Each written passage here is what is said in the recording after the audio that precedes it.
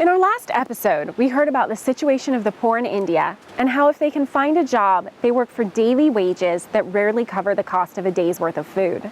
But what about the children who grew up in this kind of situation? What are their lives like?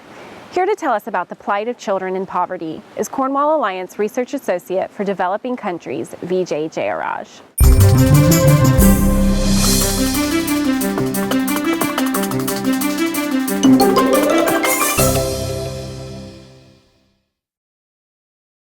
Do children in the slums go to school? What type of education is available for them? Well, here is an example of a family I interviewed. A single mom with 3 kids earning less than $1.50 per day. She earns this by rag picking and also through basket weaving.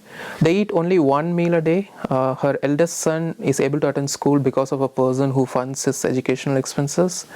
The other 2 younger daughters don't attend school and they just stay at home. Obviously, choices are often made based on a requirement to eat and stay alive, but once those basic requirements are met, often many parents still won't send their children to school. This decision often boils down to their worldviews. Those who are able and send their children to school want a better life for them, but many families send their kids to brick kilns and other places to work instead. They see children as a source of income and thus deny them education even when it's available. What kind of dangers do these children and their families face in poverty outside of the lack of food? One of the biggest and immediate threats to people in poverty is improper sanitation.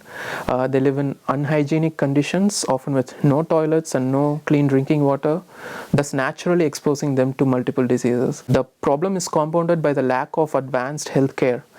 They also are exposed to crime and other social elements that capitalize on their financial situation. The children in the family are made to work at a very young age and sometimes sold to mafias who force them into prostitution or slavery. There are also often those children who are forced to be beggars and often difficult to be rescued because of the mafia system that controls them. And also local environmental disasters make their life much more worse. 2 months ago, the floods in Allahabad wiped out many homes in the slums that were built on the banks of the river. While some homes were repaired, others were beyond repair, or they did not have enough funds to repair them. These people got temporary accommodations through people who were able to help them, but they didn't have a roof over their head or place to cook.